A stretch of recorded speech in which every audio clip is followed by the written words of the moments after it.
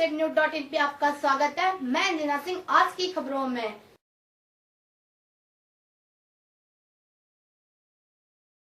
नमस्कार, मैं मनमीत। हस्तक्षेप न्यूज में आप सभी का स्वागत है। माननीय प्रधानमंत्री जी ने लड़की के विवाह की उम्र 18 से 21 साल कर दी है। इस फैसले का समाज पर क्या असर पड़ेगा? केंद्र सरकार ने एक और फैसला किया है। शादी की उम्र बेटियों के लिए ये उम्र 18 साल की ही थी। बेटियों भी चाहती थी कि उन्हें उनकी पढ़ाई लिखाई के लिए आगे पढ़ने के लिए समय मिले, इसलिए बेटियों के लिए शादी की उम्र को 21 साल करने का प्रयास किया जा रहा है। ये फैसला बेटियों के लिए कर रहा है देश की राजनीति आम आदमी के परिवार तक, क्योंकि भारत सरकार द्वारा शादी के लिए लड़कियों की उम्र 18 से बढ़ाकर 21 साल करने को लेकर देश की जनता कुछ और कहती है। फिलहाल लड़कियों की शादी की उम्र को लेकर सभी लोग अपनी अपनी राय दे रहे हैं। क्योंकि स्वावलंबी लड़कियां होंगी, पढ़ी लिखी होंगी तो उनका शोषण नहीं होगा। सरकार की भागीदारी होना बिल्कुल भी उचित नहीं है। ये परिवार पर ही छोड़ दिया जाए कि उन्हें 18 में शादी करनी है कि 21 में करनी है। 21 साल तक किसी भी माँ बाप का उनकी शादी के लिए इंतजार करना सही नहीं है। कानून है, ये सभी धर्मों पर लागू किया गया है। जो युवा बहुत समय से अपनी शादी का इंतजार कर रहे थे, उन युवाओं का क्या होगा? अधिकांश लोगों ने बताया लड़कियों की शादी की उम्र बढ़ाने से समस्या अधिक हो जाएगी और ऐसा करना युवाओं के लिए क्यों खतरनाक होगा, ये देखना भी जरूरी है। फिलहाल जिस तरह से केंद्र सरकार के प्रस्ताव को कैबिनेट में रखा गया, उसके बाद केंद्रीय मंत्री स्मृति ईरानी ने लोकसभा में पेश किया और इस पर विपक्ष द्वारा विरोध करते हुए इस बिल को स्टैंडिंग कमेटी के पास भेजने को कहा। से आने वाली नस्लों पर क्या प्रभाव पड़ेगा, उसी के लिए आज हम बात करेंगे। ये जो प्रस्तावना आई है कि शादी की उम्र को 21 साल कर दिया जाए लड़कियों के संदर्भ में, हम इसको दो तरह से देख सकते हैं। एक तो ये पॉपुलेशन कंट्रोल के लिए आवश्यक हो सकता है और उत्तरदायी हो सकता है। दूसरा जो ये हम मानते हैं कि जिस प्रकार से अब लड़कियां सशक्त करने के प्रयास में ये एक भारी कदम होगा, क्योंकि स्वावलंबी लड़कियां होंगी, पढ़ी लिखी होंगी तो उनका शोषण नहीं होगा, आत्मनिर्भर होंगी। जबकि दूसरी तरफ हम देखते हैं, यदि परिपाटी और परंपराओं को देखा जाए तो हमारे यहाँ शास्त्र कहते हैं कि षोडशी कन्या जो होती हैं, 16 वर्ष की आयु की कन्या जो है, उनका विवाह संपन्न होना चाहिए शास्त्र के अनुसार, परंतु उससे कहीं नजदीक जाकर के 18 साल होता था। अब हमें ये देखना होगा कि इस प्रकार से समाज जो है हमारा बंधेगा या टूटेगा।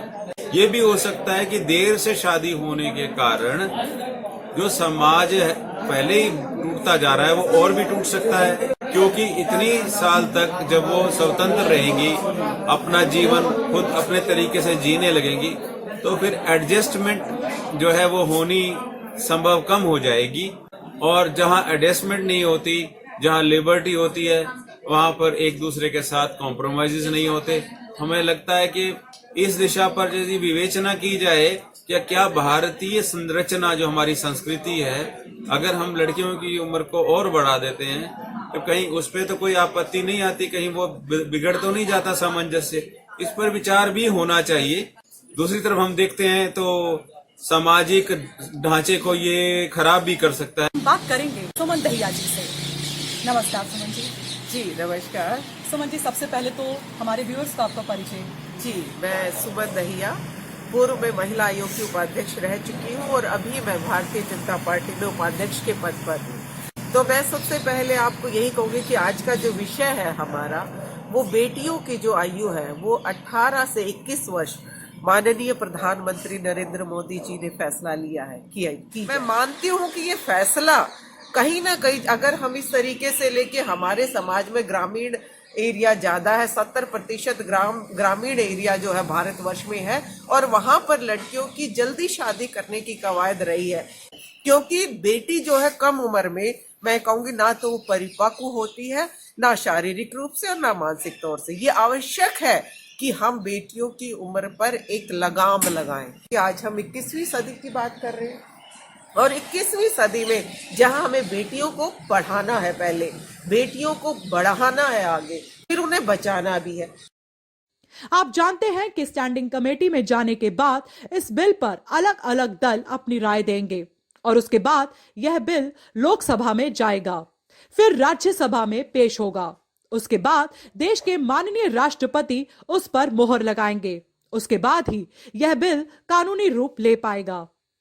एक लड़की जब 18 साल की है तो ये अधिकार है कि वो चुनाव में किसको अपना मत दे सकती है। जब इतने सेंसिटिव मुद्दे पे हम उनको अधिकार दे रहे हैं कि आप लोग वोट डालने का अधिकार रखते हैं 18 साल की उम्र में, तो क्या एक शादी का जो मुद्दा है, जो उसका अपना एक अकेली का पर्सनल मैटर है, क्या वो उस पर डिसीजन नहीं ले सकती? ये चीज़ तो पारिवारिक मैटर है, उसको बहुत संवेदनशील मैटर है। इसके अंदर मुझे लगता है कि सरकार की भागीदारी होना बिल्कुल भी उचित नहीं है। हमारे देश की आधी से ज़्यादा जनसंख्या गरीबी रेखा से नीचे है, तो सरकार को पहले ये प्रावधान करना चाहिए कि वो जो 3 साल बढ़ा दिए गए हैं, एक परिवार के ऊपर वापस से यही जिम्मेवारियां फिर से बढ़ गई हैं, जो कि अधिकतर लोग चाहते हैं कि भाई हम अपने बच्चे को यहीं तक पढ़ाना चाहते हैं, उसके बाद शादी कर दें। मैं एडवोकेट सुमन सहरावत बताना चाहूँगी कि जो हमारी सरकार है, सत्तासीन सरकार है, सरकार ने जो लड़कियां होती है उनकी उम्र 18 से बढ़ाकर 21 साल कर दी है। मैं कहती हूँ कि जो ग्रामीण परिवेश में लड़कियां रहती हैं, पलती हैं, बढ़ती हैं, उनके लिए 21 साल तक किसी भी माँ बाप का उनकी शादी के लिए इंतज़ार करना सही नहीं है, क्योंकि ग्रामीण क्षेत्र में लड़कियां ज़्यादा नहीं पढ़ पाती हैं, वो चूल्हा चौका करती हैं और उनकी शादी जल्दी करने की माँ बाप सोचते हैं, क्योंकि उनकी आर्थिक स्थिति इतनी अच्छी भी नहीं होती है। हमारा जो भारत है 70% गाँव में बसता है। दूसरी बात मैं कहती हूँ, जो शहर में रहती हैं लड़कियां, वो पढ़ती हैं, लिखती हैं, डॉक्टर, इंजीनियर, वकील बनती हैं, तो उनके लिए जो उम्र की सीमा बढ़ाई है सरकार ने, उनके लिए तकलीफ दे नहीं है। ये तकलीफ दे है सिर्फ ग्रामीण क्षेत्र की छात्राओं के लिए, महिलाओं के लिए, बच्चियों के लिए। मैं सरकार से कहना चाहूंगी कि जब सरकार ने 18 साल मत देने के अधिकार की उम्र है, तो वो 21 क्यों कर दीजिए? सरकार की नजर में ये है कि भाई परिपक्व बच्चा 21 साल की उम्र में होता है, तो वोट का जो अधिकार है, मत का जो अधिकार है, वो भी 21 साल किया जाए। मैं इसके पक्ष में नहीं हूँ कि सरकार ने जो 21 साल उम्र सीमा बढ़ा दी गई है, ये एक जो ग्रामीण क्षेत्र में माँ बाप है उनके ऊपर एक भार पड़ा है। जो बेटियों की उम्र 18 से 21 साल की गई है विवाह को लेकर, आपको लगता है कि ये जो फैसला है ये जनसंख्या नियंत्रण को लेकर किया गया है? देखिए, जनसंख्या नियंत्रण तो हमारा एक अहम मुद्दा है ही है, क्योंकि कोई भी चीज़ है, जब किसी भी देश को चलाना है तो उसकी जनसंख्या को जब तक हम कंट्रोल नहीं करेंगे, तो तब तक हम कहते हैं कि किसी भी हमारी योजनाओं को लागू करने में और क्रियान्वयन में फर्क तो पड़ता ही है। लेकिन इसका सबसे अच्छी बात ये है कि ये जो कानून है ये सभी धर्मों पर लागू किया गया है। तो जैसे कि हिंदुत्व में तो आजकल ये मानसिकता आ गई है कि हम 2 बच्चे से ज्यादा ना करें। जो पढ़े लिखे लोग हैं वो इस चीज को मानते हैं कि 2 ही बच्चे काफी है। हमारे समाज में ग्रामीण एरिया ज्यादा है, 70% ग्रामीण एरिया जो है भारतवर्ष में है, और वहां पर लड़कियों की जल्दी शादी करने की कवायद रही है। हमें लोगों के दिमागी स्तर को बदलना है। जो लोग बेटियों को बोझ मानकर जल्दी शादी करने के हक में थे, उन लोगों के लिए ये फैसला लिया गया। कानून का फैसला जब आता है जब हम उनकी मानसिकता को बदलना चाहते हैं। जब जल्दी बेटी की शादी हो जाती है तो उसका सबसे बुरा प्रभाव उसको मानसिक तौर से तो पड़ता ही पड़ता है, शारीरिक रूप से भी बहुत पड़ता है। क्योंकि बेटी जो है कम उम्र में, मैं कहूंगी ना तो वो परिपक्व होती है, ना शारीरिक रूप से और ना मानसिक तौर से। ये आवश्यक है कि हम बेटियों की उम्र पर एक लगाम लगाएं, क्योंकि ज्यादातर मुस्लिम वर्ग अभी भी शरीयत को मानता है और शरीयत के हिसाब से ही वो अपने कानून तय करते हैं। तो क्या आपको लगता है कि मुस्लिम वर्ग इस चीज को लेकर मानेगा, इस फैसले को लेकर इसका पालन करेगा? बिल्कुल मानना चाहिए, और सरकार ने जो कानून लेके आए हैं उसको तहे दिल से मानना चाहिए। चाहे वो हिंदू की है, चाहे मुसलमान की बेटी है, चाहे क्रिश्चियन की है, चाहे किसी भी धर्म की बेटी है। फिर मिलेंगे एक नई खबर और नए मुद्दे के साथ। तब तक के लिए नमस्कार।